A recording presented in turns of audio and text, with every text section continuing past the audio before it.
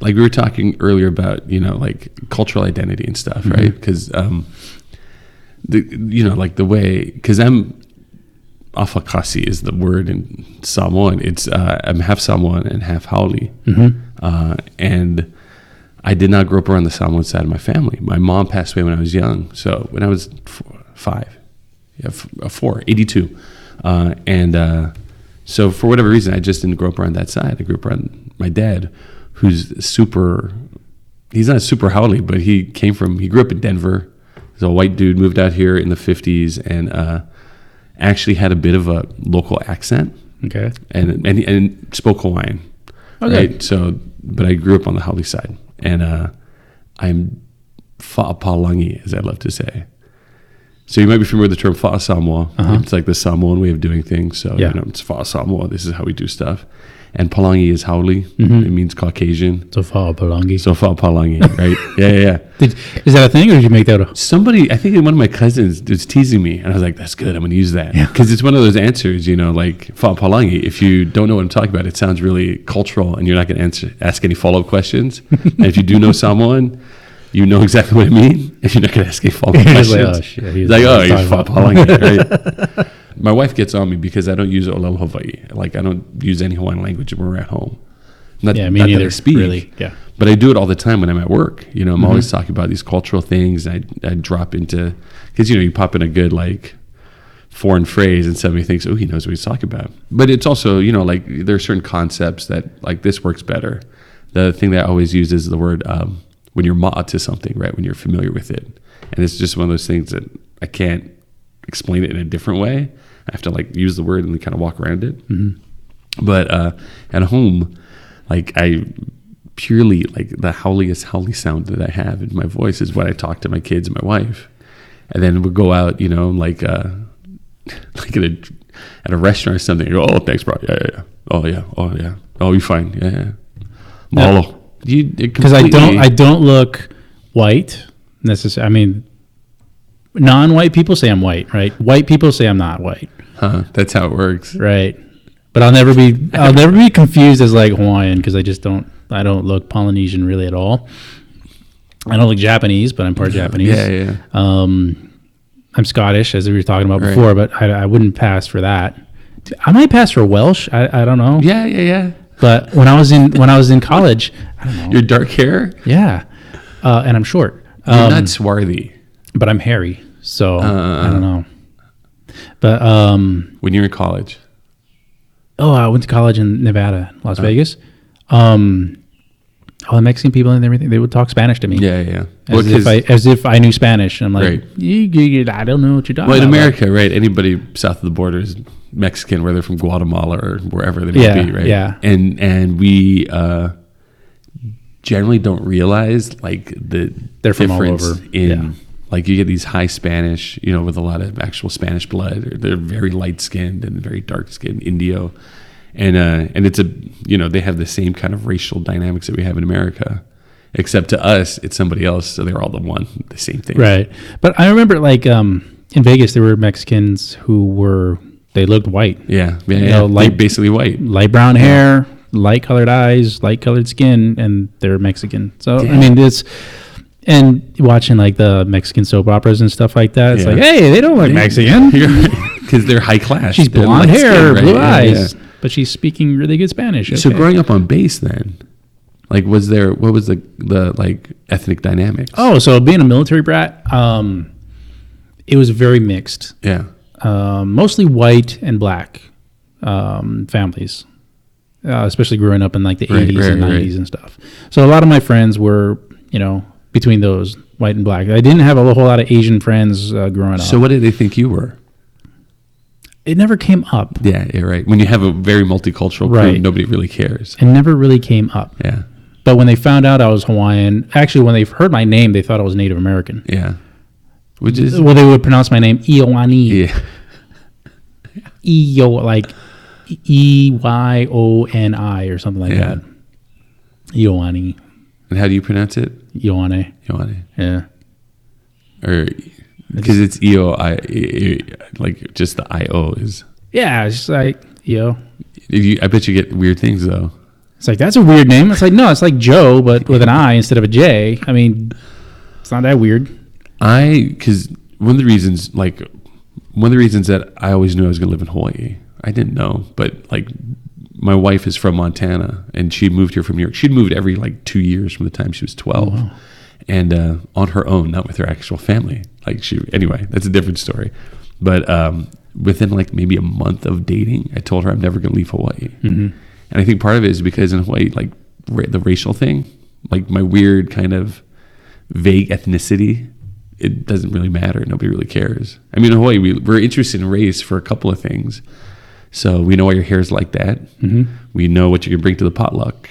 And we know which jokes to make about you. And we know how much food is expected to be at your party. Right? Right. Like, oh, yeah. Oh, no. It's like, that was the thing.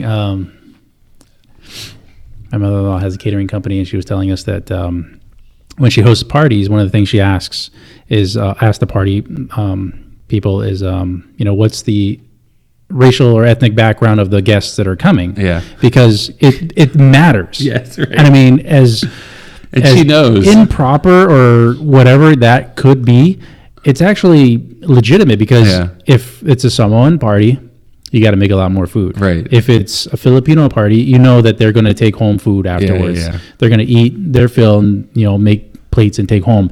If it's like a Japanese, mostly party, right, they're not going to take home food. Yeah. Like they're going to eat their plates, maybe have a little bit of food, but they're not going to like go and make a whole lot of takeout plates. They'll get what they get, but they're not going to. It's a cultural thing for all these different. What do how many people do? Types.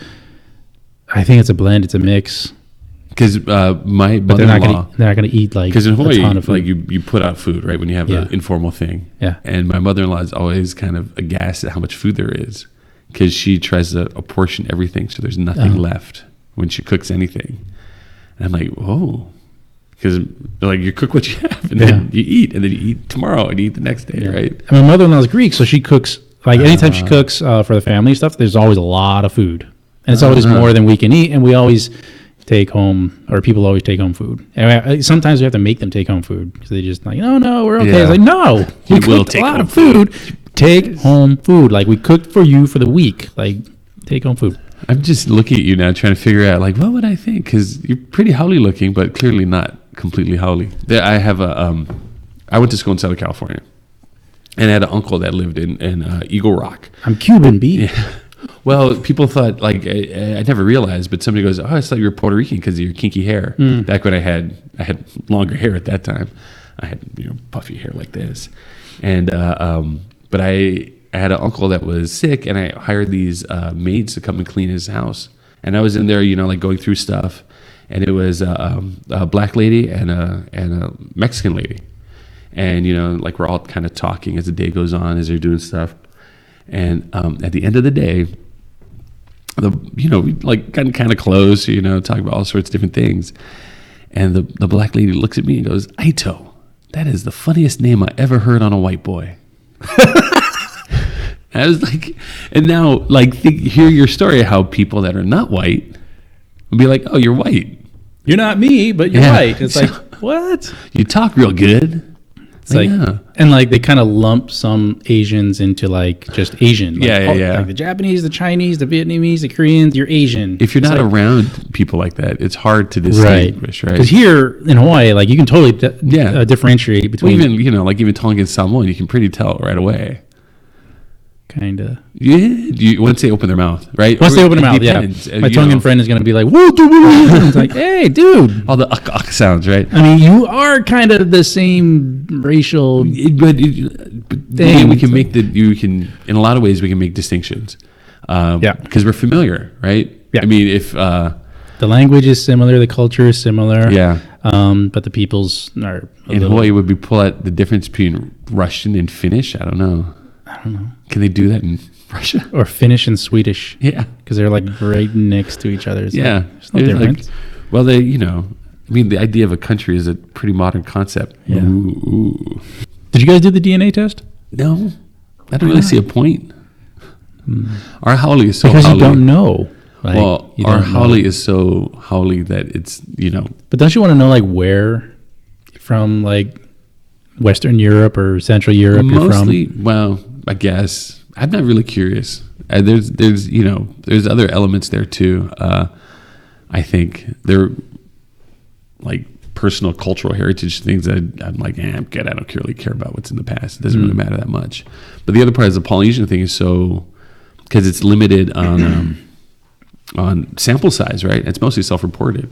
Yeah. So as the samples grow, they get better, right? Because if Yeah. you're like Danish, you can get a little circle on Denmark. Yeah. But if you're Polynesian, it's like, You're just Polynesian. welcome to the Pacific. You're in the islands somewhere. Could be Melanesia, right? I had a friend that's 3/4 Hawaiian, and Yeah. it's like It just tells you Austronesian. Polynesian or Austronesian. Yeah. What is it? Like the islands around Which Australia? includes Australia and everything else. That could be New Zealand though, right?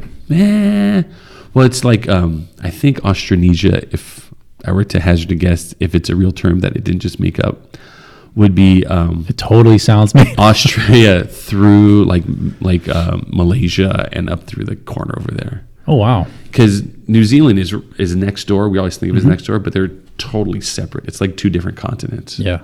And it's big. Because they came from the other side. Tradition holds, and there's some like physical evidence that the settlers of New Zealand, of Aotearoa, came from Hawaii. Came from Hawaii. Yeah. Not the other way around. I thought Hawaii was the last on the. So actually, it's New Zealand. As far as I know, New Zealand's the last place that was settled in the Pacific. Oh wow. Yeah, just after, because tradition holds that they came from here. So we're 1,200 to 2,000 years in Hawaii. That's what current science, as far as I know, stands. And I'm not sure where the settlement of Aotearoa comes, but there's actually like, there's like tradition holds. But a friend of mine was like, there's actually houses that seem to be made from Hawaiian koa.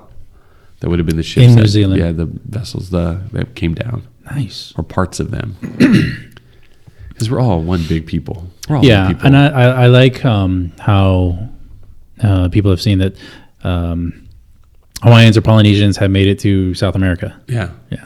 Well, the sweet potato came from And somewhere. back. Yeah. Exactly. That's my point. Like whenever anybody asks like where or who discovered what or whatever, it's like, no, the Hawaiians or the Polynesians did make it across the Pacific to Central America or South America because they have the sweet potato. Right. And like the sweet potato. And the sweet potato went backwards. Yeah. It came back. Everything else goes this way, but the sweet potato goes the other. Right. Because the sweet potato just all of a sudden arrived and all of a sudden was there in Polynesian culture and stuff in their diet. Everybody has it, right? Yeah, and all of a sudden everybody has it. It's like, where did it come from? Like you can't just make that on the island. There's no trace of it being made. Did somebody like sweet potato?